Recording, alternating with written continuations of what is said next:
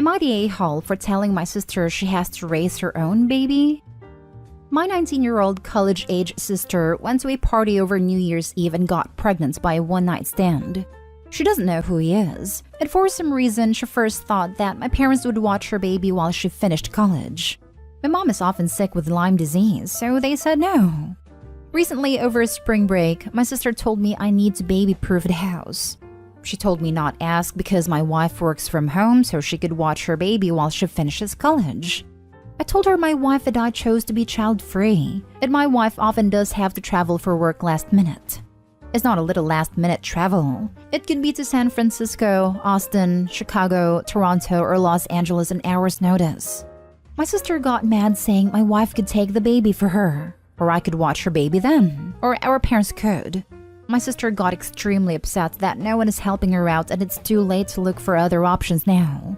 Well, I told my sister she should have never expected other people to raise her baby, and she needs to find other options and rethink going to a university out of state, and live with mom and dad for extra support. My sister said everyone is trying to crush her dreams, and maybe she should give her baby up for adoption. I told her maybe that's not such a bad idea, and it might be what is best for her and the baby. She now thinks I'm the worst brother in the world, but my wife and I decided to not have children, so we shouldn't be forced to raise my sister's baby. Now for the top comments. Not today, home. Your sister made a very adult decision to have a one-night stand and now has to live with the consequences. She either chooses to sacrifice for her baby or chooses to give the baby up. It doesn't sound like she's ready to be a mom, in my opinion. She also made a very non-adult decision to never use protection at any point, including the day after pill. Not stay home. It is her baby, so it is her responsibility. The thing about adopting the child out is an attempt at blackmailing you. Don't fall for it, even if she is serious about it. With a mom that irresponsible, the kid would be better off if she sucked it up and allowed a child to be adopted by someone with the time and resources to raise a baby. As for Opie, not his circus, not his monkeys. Not stay home. Your sister is 19 years old and had a fantasy in her head that having a baby would not change her life because everyone would help while she went out of state for school.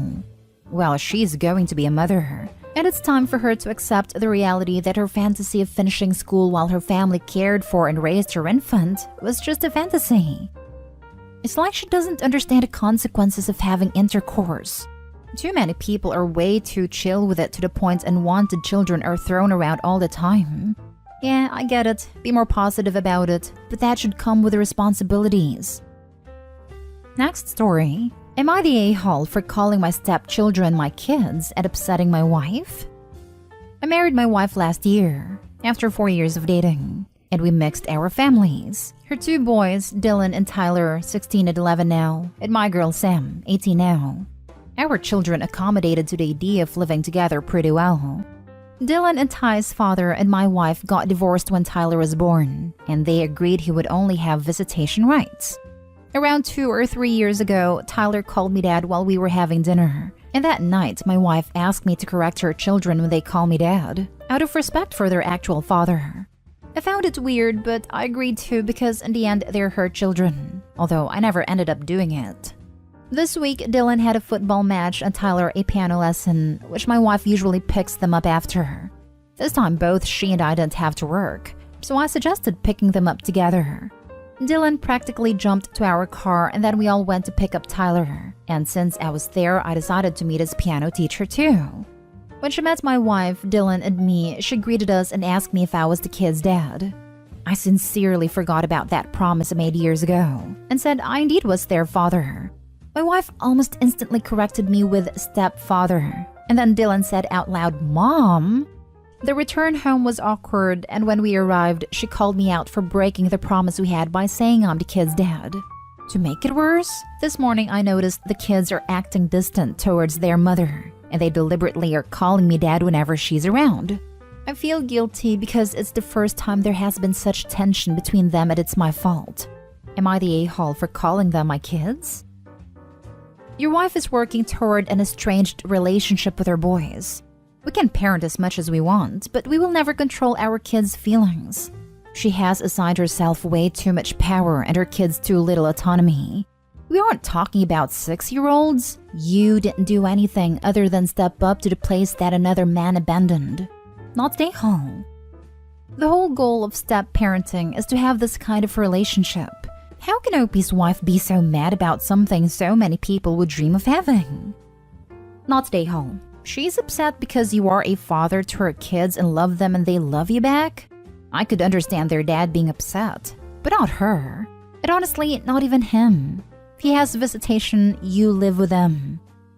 He doesn't even visit them, so I actually would get mad if he protested. Haha. Not stay home. I would understand if he was still in the picture, but I don't understand why your wife would want them to call you stepdad out of respect for an absent father. He's done nothing to earn it, and nothing to earn the title of dad. On the other hand, clearly you have. Not stay home. If the kids think of you as dad, then you are dad. Dad is not limited to biological father. Why can't the kids have 2 dads? Also, it should be seen as the highest of compliments. Opie's wife should be thankful that her sons see and feel that way about their stepfather. It definitely isn't always the case. I know, right? You read/hear so many stories of dysfunctional blended families. It's so heartwarming they're calling Opie dad by their own choice. A weird reaction by the mom. Perhaps unresolved emotions around a boy's bio dad abandoning them? This is one case that counseling might make a positive difference. The whole family or just Opie and his wife. Suggesting it for only his wife probably wouldn't go over well. Lol. Good luck, Opie. Next story is titled, Am I the a-hole for threatening my sister-in-law to kick her out over an argument? Little backstory before going to the main thing. I, 27 male, have a brother, 31 male, who has a wife, 29, and son, 7. Our parents were divorced, so after their passing, I inherited everything from my mother and also half from father, but my brother also inherited the remaining half from my father. Shortly after inheriting my mother's house, I was quickly approached by one guy who wanted to buy the house. He already made an offer to my mother but she didn't want to sell because she was living there and didn't want to leave. It's a 4-story house. That is a huge AF. Still had some rooms unfinished and I didn't really want to live there. So I cashed out and bought a studio apartment in the city where I was working. My brother was renting a place in the very same city. Forward to the recent times, my brother is an engineer and had a solid job, until the beginning of 2020 where he got fired. Since then, he still hasn't found a job in his field. He started eating through his savings and asked me if I wanted to buy his half of the house/property. Dad's house is smaller but way nicer. Those last years of his life, he invested lots of money into the house and made a pool outside. I wanted to buy it off from him even before he offered it and planned to pay more than what he asked me. So I obviously accepted since it was a great deal and I somewhat helped him. Summer 2021. I guess my brother was running low on cash because he said that he can't afford the rent anymore. So he asked me if he could move in Dad's house. I wasn't using it that much, so I let him move in. 2022.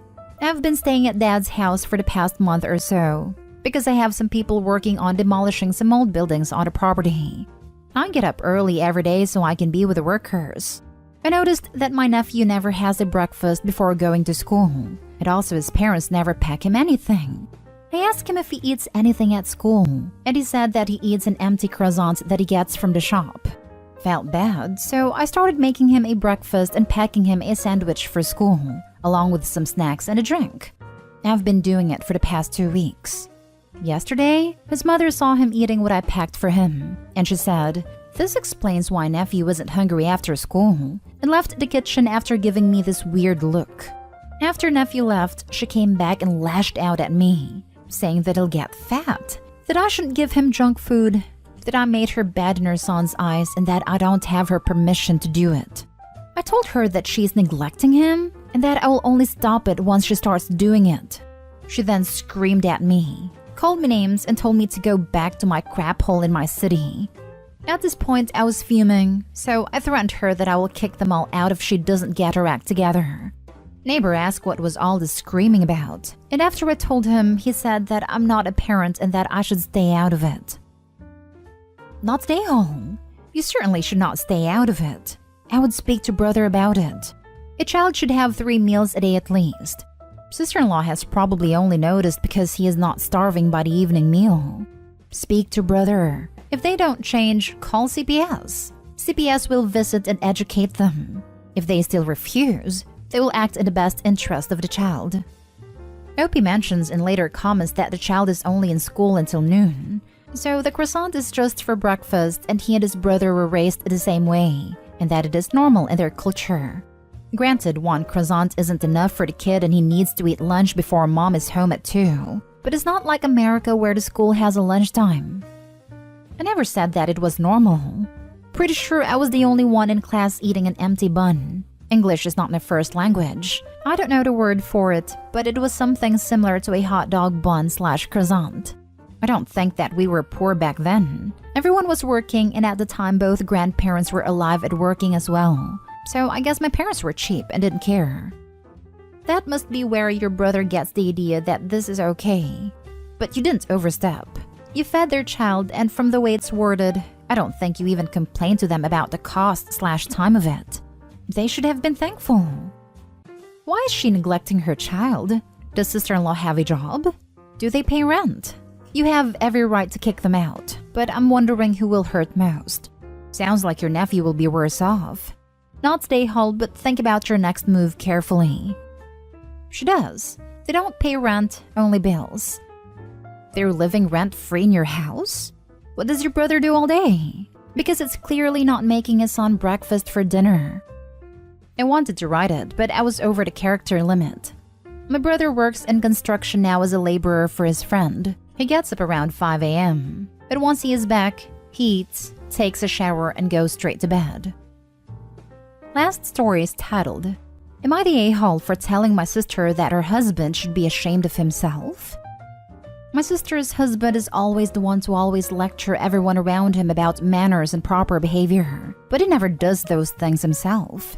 He is very pretentious, and while my sister knows it, she enables him. Our mother, who's a 62-year-old woman, is working 12-hour shifts every day and comes home tired every afternoon.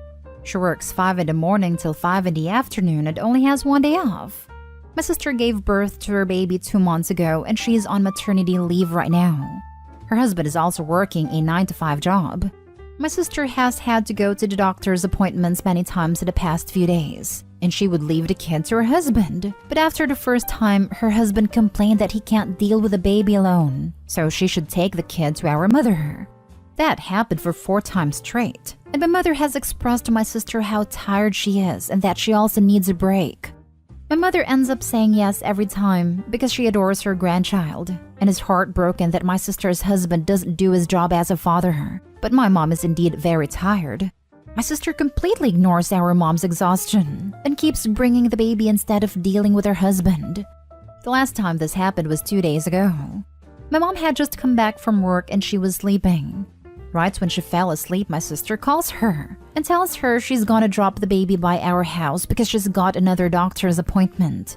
My mom started sobbing and saying how nobody thinks about her and her own exhaustion. I told my mom it's fine and that I'll care for the baby and she can sleep. For anyone wondering, I'm working a part-time job as a college student while I'm also studying for college. So it's not like I have plenty of free time to help out more. I decided to sacrifice my own time that day because I felt bad for my mom. Then my sister called me and thanked me, but I told her that I appreciate her being thankful, but at the same time this can't keep happening. I asked her why her husband couldn't keep the kid, and she said that he was tired from work and wanted to sleep, so he told her to take the baby to our mom. I told my sister that her husband should be ashamed of himself, and that he has a lot of nerve to pull the tired card when he is the parent, and doesn't respect the fact that our mom, who's a 62-year-old woman, is working 12 hours and can't even get half an hour of sleep because he refuses to be a parent. My sister got really mad at me and told me to never speak of her husband like that again. Am I the a-hole? Now for the top comments. Not an a-hole. Your sister is an a-hole and her husband is a mega worthless a-hole. You're not. Like, cry me a river that you're tired, dude. Tough luck. Your kid comes first. The fact that your sister has no problem with that is a big issue. All parents are tired. You can't just not be a parent anymore because you're tired. Get the heck over it. Rant over. This The sister has two options: leave the baby with her husband or take the baby to her appointments. For 8 years, my husband was gone for 12-hour days, and I had to take my kids with me to all my appointments. I think I asked my mom 3 times for help during those 8 years. She came once when I had to go to the urgent care. The other 2 times she said she couldn't, so I had to take them with me. I took a newborn with me to therapy. I took 3 kids with me to get steroid shots in the butt. I just didn't have a choice. So the sister can do one of those things, but she can't keep burdening her mom. Not stay home. Her husband is a jackass and somebody should talk to him that way. His mother apparently didn't raise him right. His mother is a whole other story. She wore black to their wedding because she was mourning that she was losing her son to my sister. She also expects my sister to be a full-time housewife but still maintain her job. Her son is her baby. How about he has his mom take care of the baby? See, he doesn't want to exhaust her. Yes, I know. Not stay home. Your sister got mad because she knows you're right. She's likely in denial that she just had a baby with someone who is showing little to no interest in actually parenting. And realizing that other people are noticing this as well makes it harder to maintain that denial.